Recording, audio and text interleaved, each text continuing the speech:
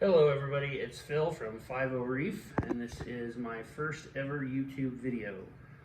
I was recently inspired to make a video by Remy from Bahama Llama Corals. I watched his YouTube channel and he inspired me to give it a shot. I don't know that YouTube will be my thing. I'm kind of camera shy and not all that comfortable right now, but I figured I might give a reef tour and see how it went. Maybe put it out there and kind of see where it goes from there. So we'll start with the tank. A little bit about the tank. It is a 75-gallon Marine Land bought at PetSmart during the Black Friday sale last year, 2019. It has been up and running, and it got wet for the first time on January 23rd of 20. It was not drilled, so I had to drill it. I was originally contemplating going with hang on the back overflows and everything, but I was ultimately talked out of that through online forums, Reef to Reef and such.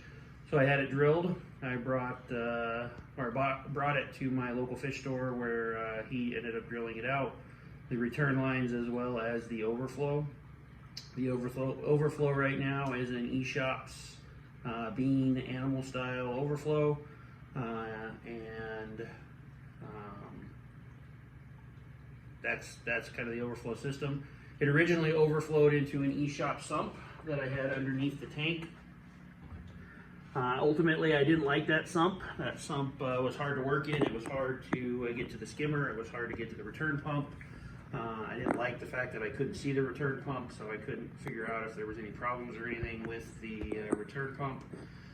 So ultimately, I took that sump offline around March 23rd, and I put in a new sump.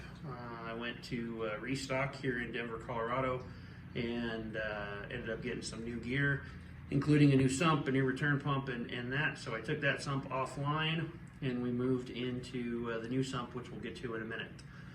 Going back up to the equipment on the tank, I'm currently running two Radion Gen 5 Blues. Both of them are set to 100% intensity on basically what is their AB schedule. I don't like the PAR. We'll talk about what the PAR is here in a little bit, and hopefully I get some suggestions on how to increase that and make it better. Inside the tank, I'm currently running two Nero 5s, one on each side of the tank. They are not set to 100%. They vary their flow patterns throughout the day to try to make the flow as random as possible.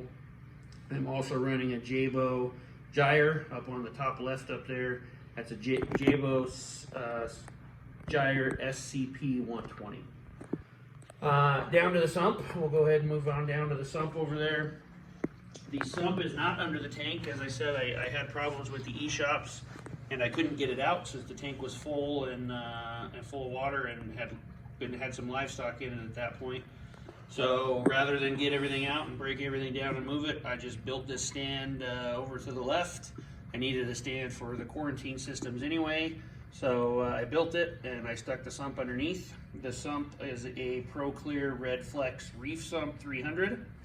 It currently has a CJ Syncra SDC 6.0 return pump. It has a Reef Octopus internal 110.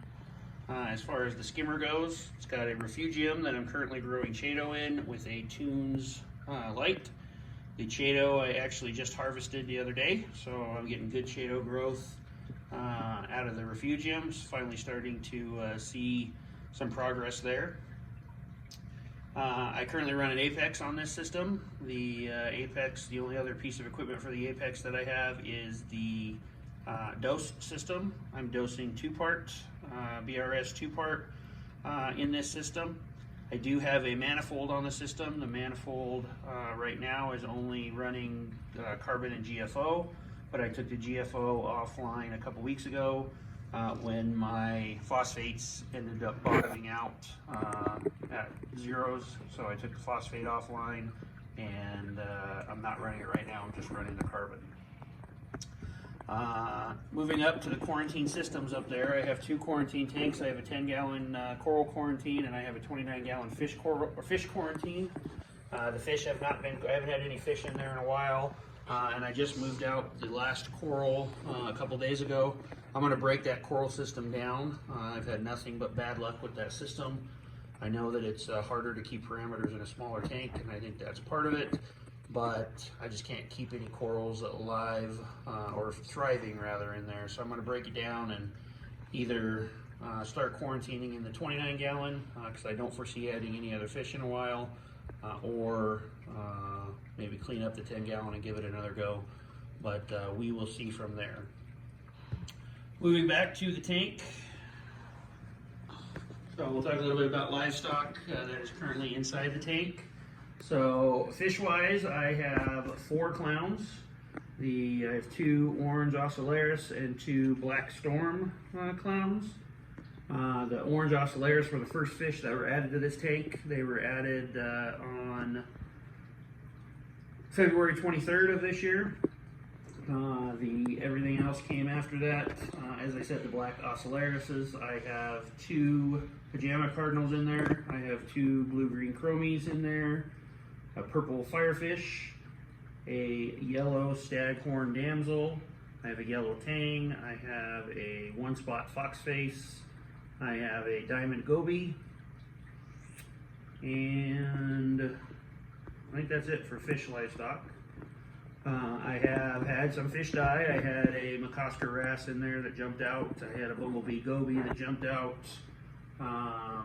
We've tried cardinal fish. I've had 3 cardinal fish. All of them died. I had a royal grandma die, not make it through quarantine. But overall, the fish that are in there are happy. They're healthy. They seem to be thriving, the ones that are in there now. I have a little bit of mild aggression between the yellow tang and the foxface, but they're not nipping at each other. They're just more tail slapping back and forth. And it's getting better as it goes on. The tang was the very last fish that I added to the system, and he was added about 6 weeks ago. And like I said, I think that I'm probably going to stop with fish. Unless I lose some of these ones, I don't know that I'll be adding more. I think the livestock is pretty stable right now as far as fish goes. There's certainly more fish that are on my want list and my desire list, but like I said, the tank is pretty happy and stable right now, and I don't want to go in and screw that up. As far as corals go, corals that are in this tank are in there. I have not yet been really successful with corals. A lot of the corals that I have put in there have not thrived or have died off. I think mainly that's due to my bad quarantine system. I'm still trying to learn how to dip and how to properly quarantine and all that.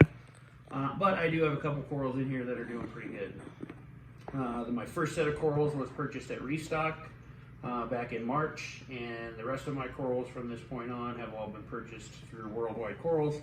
I became a part of their Coral of the Month club and get them coming in. Some successes, some failures. Worldwide Corals have been great. Obviously it's not them, it's me, and it's learning the system and learning how to keep livestock. Moving on to some of the corals in there, I have a Duncan on the right side of the tank. The Duncan is probably one of my most happy corals. It's not very happy right now, of course, because I'm videoing, but it's been pretty happy over the course of the tank life. I have a zoa garden in the center down on the bottom. Some of the zoas that are currently alive, I've melted a few of them in there, but some of the ones that are currently alive are the green Gumby zoas. I have some Eye of Ra zoas in there, some Hulk zoas, and the Hulk zoas are thriving. They're the best zoas that I have in there. Right there up front, the tang is currently nipping right behind them right now. But those Hulk zoas, while they're not the most colorful, they are by far the happiest zoas that I have. I have some red hot discoma mushrooms in the back there. They're doing pretty good. They're starting to spread, starting to move on around.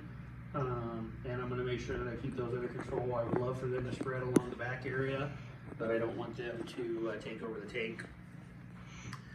We have a Jason Fox Special Porides, I think is how you say it. That's on that right rock structure up towards the top.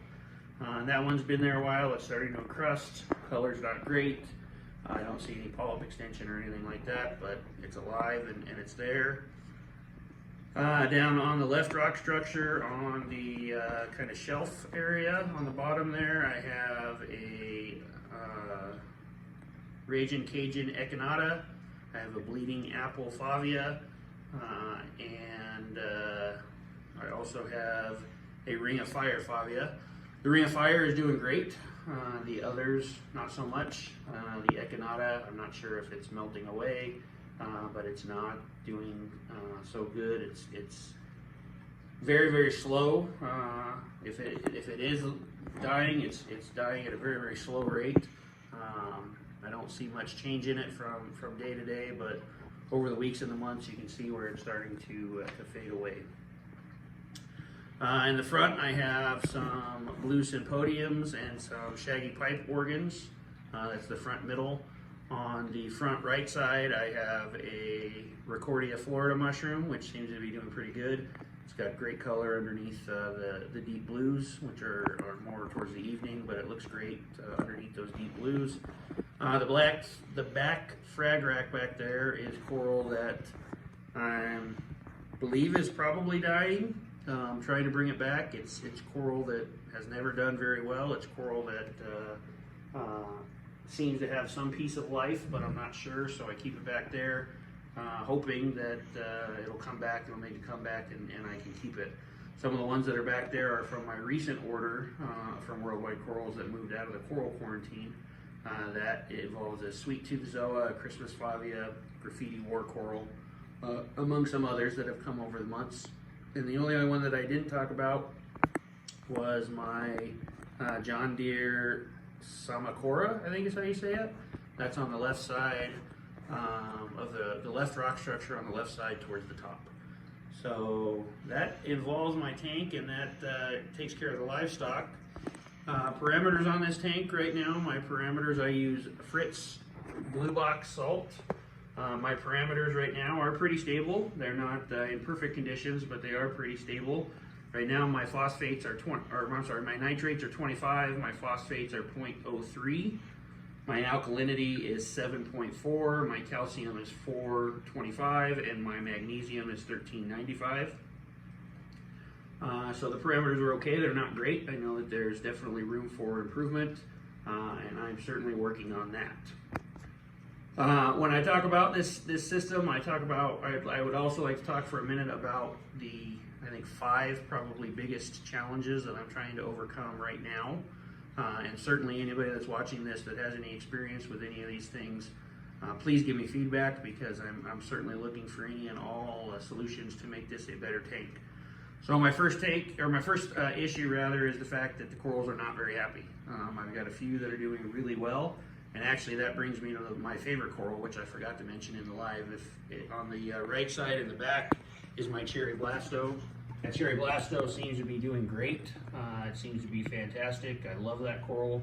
I wish all my corals were looking that good, but that certainly is the happiest coral I have. Going back though to some of the things that I would like to fix in this tank.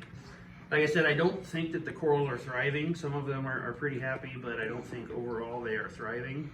Par-wise, I'm getting anywhere from 250 on the top right structure all the way down to an average of 80 or 90 along the bottom sand bed area. So I know that that's not good enough par for SPS. Should be okay for LPS, but I would eventually like to get into some SPS. So I know that I need to deal with some par issues.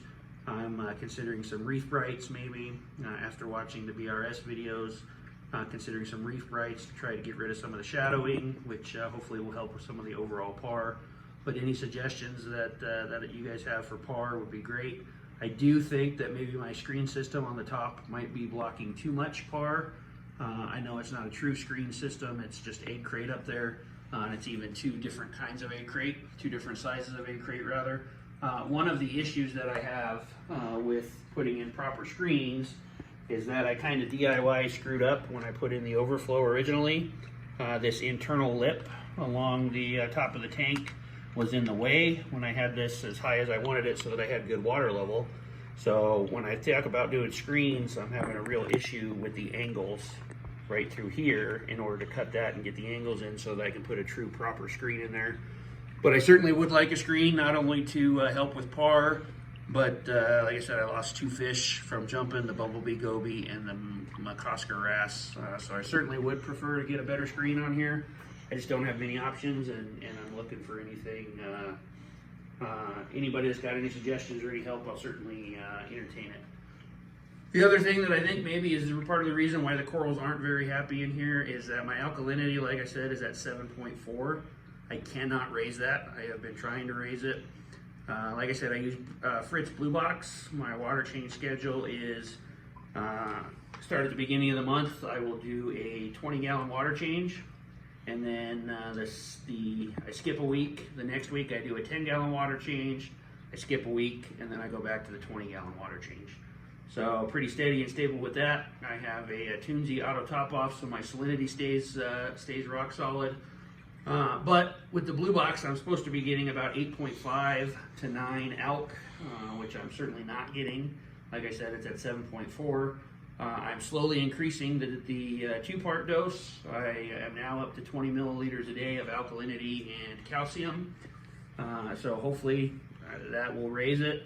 I'm starting to get some coralline algae on the pumps in the back glass, so I know that that's using some of my alkalinity.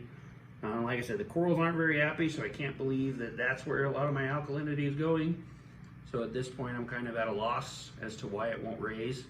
When I started dosing, I was dosing 6 milliliters a day. I said over the last maybe 8 weeks, I've gone all the way up to 20, and I still am not seeing a big jump in my alkalinity. The other thing that seems a little odd to me is my magnesium. I don't ever dose magnesium. My magnesium levels are always in the 1300s. I think that that's because of my water changes and because of the salt. But if anybody has any suggestions on why that is, I would certainly love to hear why I never have to do anything with alkalinity, or with magnesium rather, even though I'm dosing the calcium and the alkalinity. So that's the issues with parameters.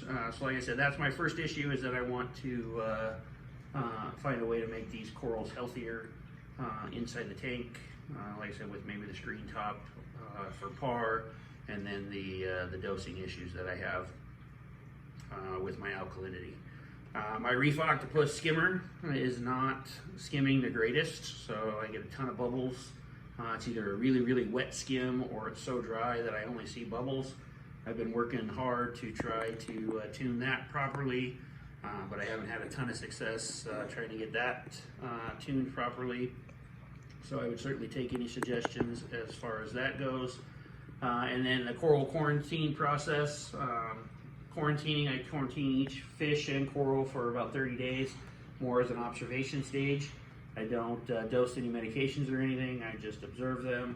And then the corals I also observe over there. I do dip the corals, put them on new frag plugs and everything, but like I said, the coral quarantine has kind of been a nightmare and a disaster, so I'm not too happy with how that works, and I'm not going to bring in any other coral until I can get that locked in and dialed in. So I think that is where we'll end this first video, maybe the only video, we'll see, who knows. But I would like to again mention that it was Remy from Bahama Llama Corals who inspired me to give this a shot. So please go check out his channel. He's got a great channel, gives a lot of good advice. And then additionally, I would like to give a shout out to all of the YouTubers that I watch religiously and get a lot of information from. Travis with Fish of Hex, Moki from Inappropriate Reefer, Jim from Telegram, Remy from Bahama Llama Corals, Devin from Reef Dudes. All of you guys are inspirations to me. All of you guys put out great content, and when I go to work on a reef and try to make this thing successful, you guys are certainly where I go to first and foremost to answer any questions. You guys are very entertaining, and thank you for all that you guys do. So with all that, I guess we will sign off and say I hope you guys enjoyed this video. If you do, I think that you're supposed to say at this point, hit the like button, the subscribe button, and all that stuff. I don't yet know all about that, so I guess we'll figure it out if I get the guts to upload this to YouTube. Thanks everybody. Have a good day.